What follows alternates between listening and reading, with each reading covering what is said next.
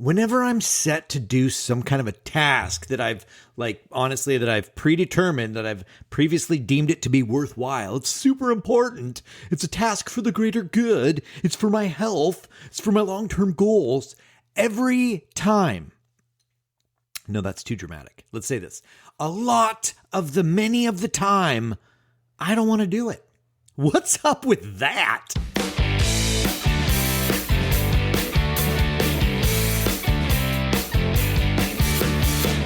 You are listening to ADHD Big Brother, the podcast for adults struggling with their ADHD, their comorbid depression, their anxiety.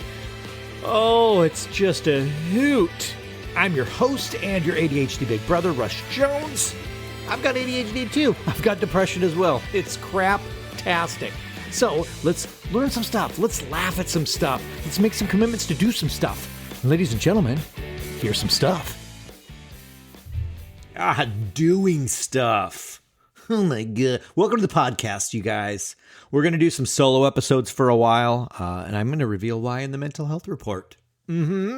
So let's jump right in. Let's get right into this. Don't forget to crush that like button. Hit the bell icon to stay. Shut up. All right. Mental health report. This is where we normalize the discussion, where we openly talk about what's going on inside our skull spaghetti, aka the brain. Those neurons that zip and zap in our brain goop. The good, the bad, and the weird. We're going to normalize talking about all of it. What is going on in there? What are the chemicals that they're spitting out this week? Is it dopamine? Is it serotonin? Cortisol? I see that we've adopted dopamine is like part of the language now, isn't it? It means like doing stuff or having motivation. You know, it's like a verb or something like, oh, I got to get a dopamine hit or a boost.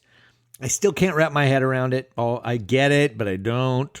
And it's only a matter of time before we start commandeering the other ones, right? The other chemicals.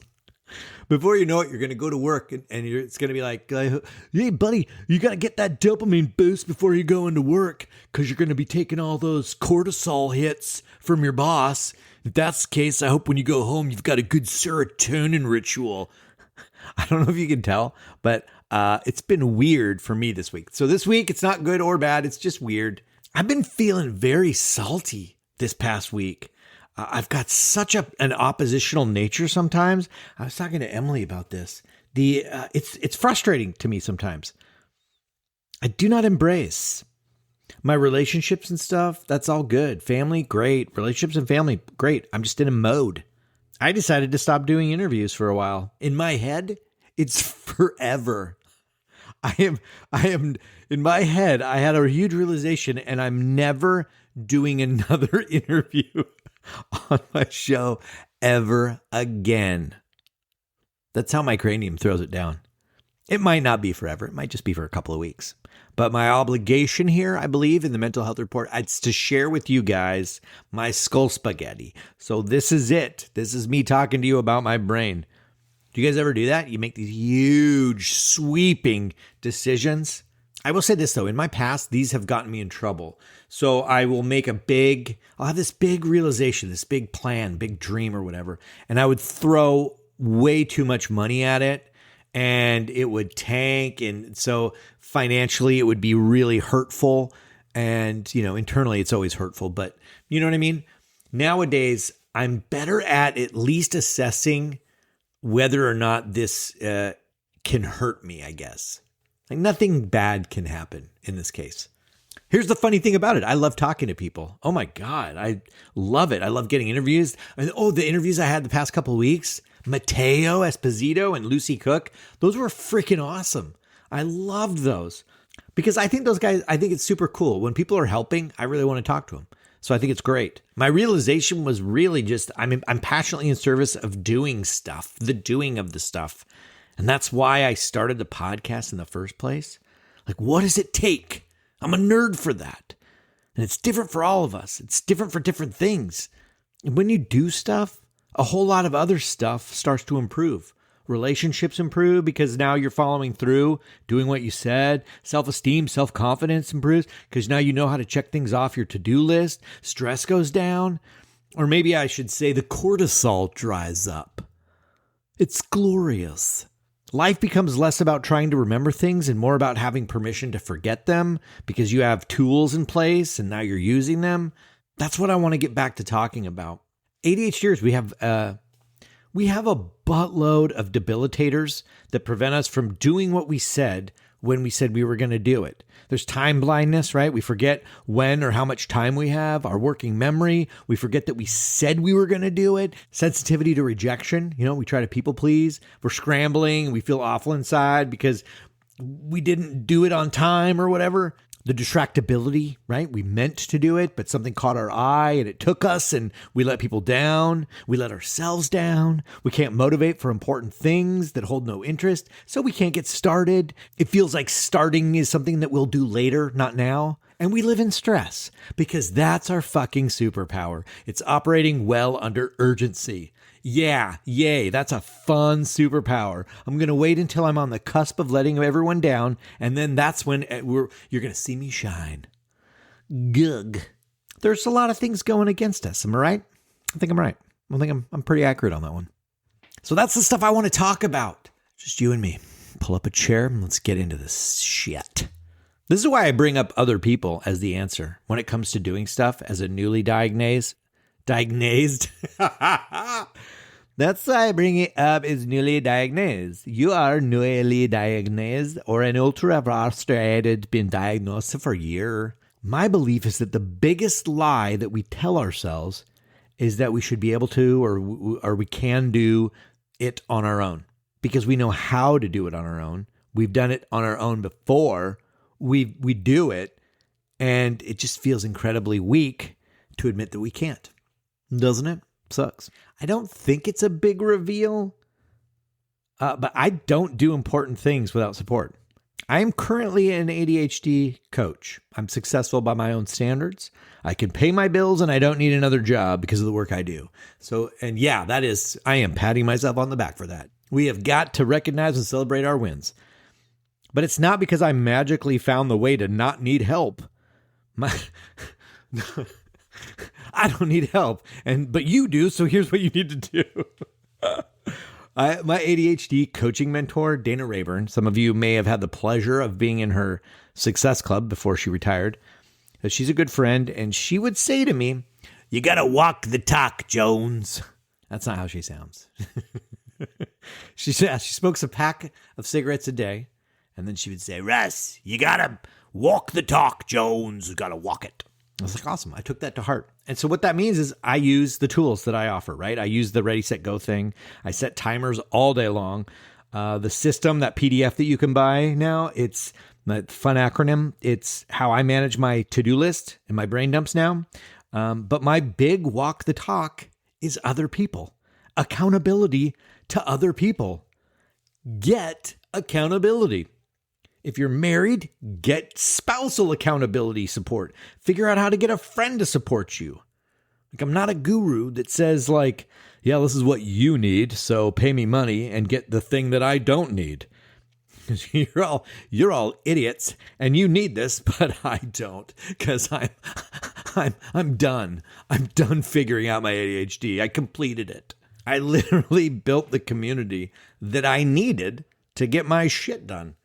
To troubleshoot the shit I'm not doing, get answers to shit to try, and ultimately get my shit together.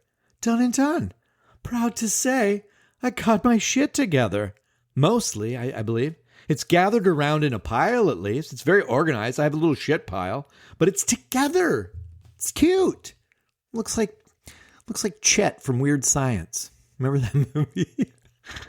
Google it if you need a reference. If ever there was a debilitating divide in managing an ADHD life, it's the divide between thinking we should be able to do all the basic stuff without some sort of form of help. So we quietly suffer. We try to secretly fix our lives. We think that the pills will solve it all, and then we realize, oh, I'm just really able to focus on Instagram now.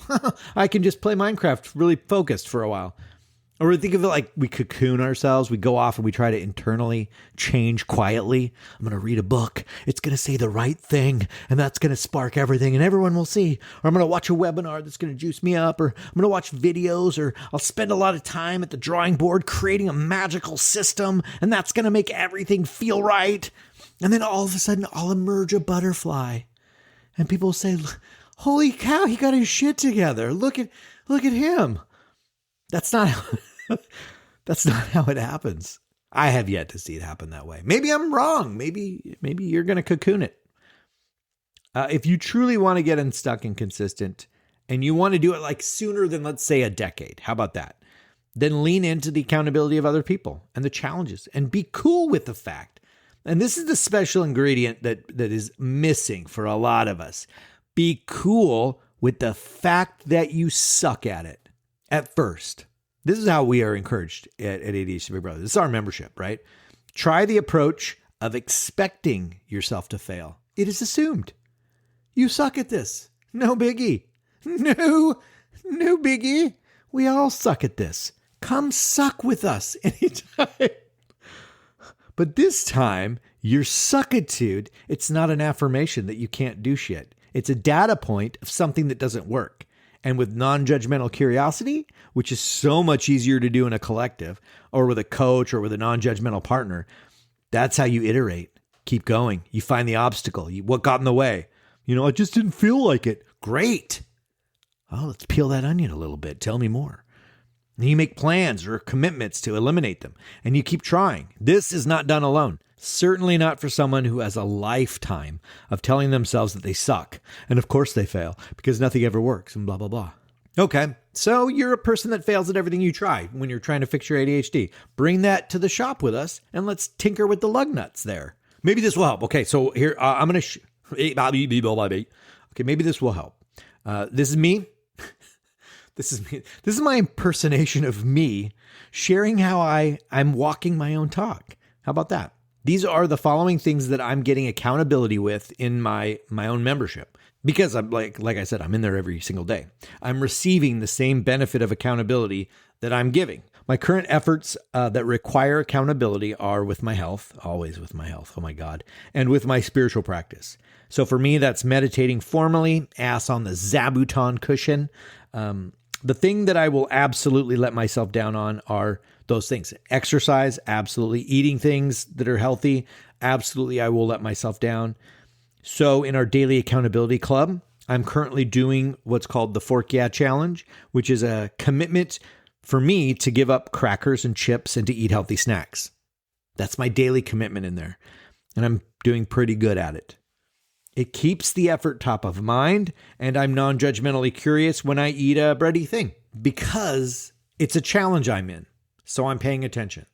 I see every day that I'm working on this, and sharing that in the community helps me make it harder to eat the crappy thing because I know I'm going to have to talk about it.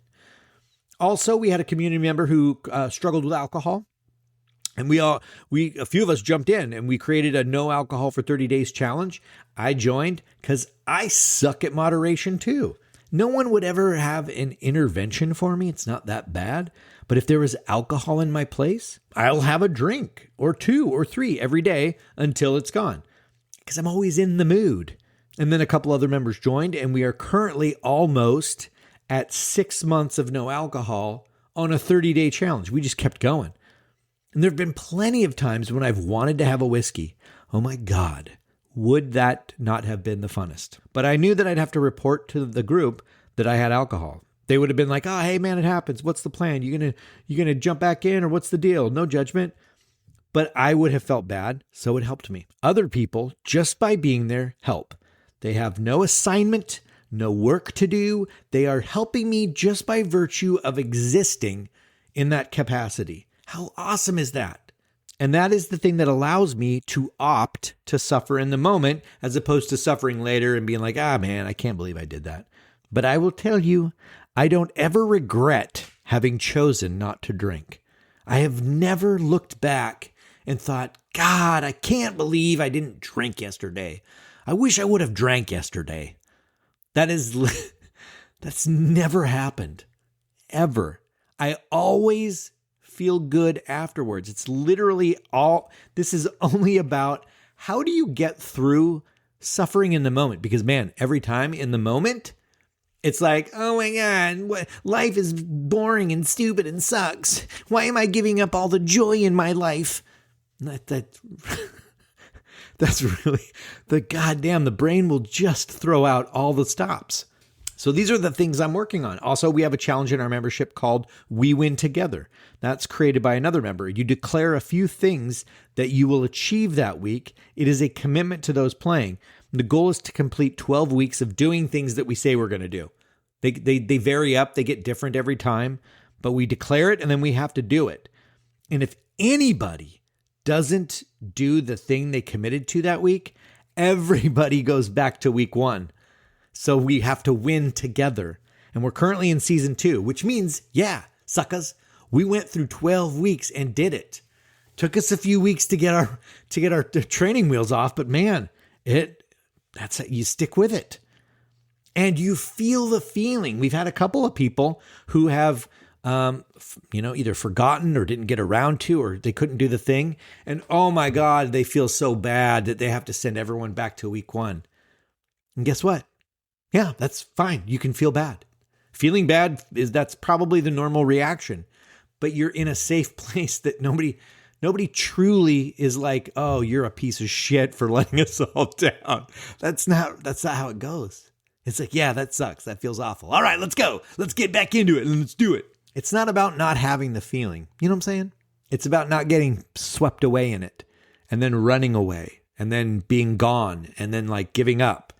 And now what? 5 months later, you're like, I think I got the energy to try again. Like, just try again tomorrow. Like, let's get going. So those are all the things that I'm working on. But man, if ever there was an aspect of joining a community that I would encourage an ADHDer to do, like, I don't know, it's like get over the whole this won't work for me attitude, or the I'll just be the person that lets everybody down and I'm tired of feeling like shit about myself. I mean, I don't know. I'll just speak from my own experience. My brain's ability to try to convince me to feel shitty about myself, I don't know when or if that ever goes away. The thing I'm tired of is not doing shit because of that. Like letting my brain have the final say. Like, what would it take for you to try something and then practice the art of being cool with yourself while you suck at it? And what if you opened yourself up to like giving and getting support for things that you know you should be able to do on your own? And you're just as befuddled as the people in your life. Like, how come I can't do this? Geez, when are the pills going to do what they're supposed to do? Like, what if you were a part of a group of people online, locally, familially, churchily, in service of getting your shit together? And you were encouraged to fail publicly. And that was expected. And it was okay. Feeling that shitty feeling safely. And then you talk about it. You're like, I let everybody down. Yeah, you did. You fucked up. And in our space, that's normal. It's awesome. We get to learn from it. We all get the opportunity to encourage you. Nobody gives a shit.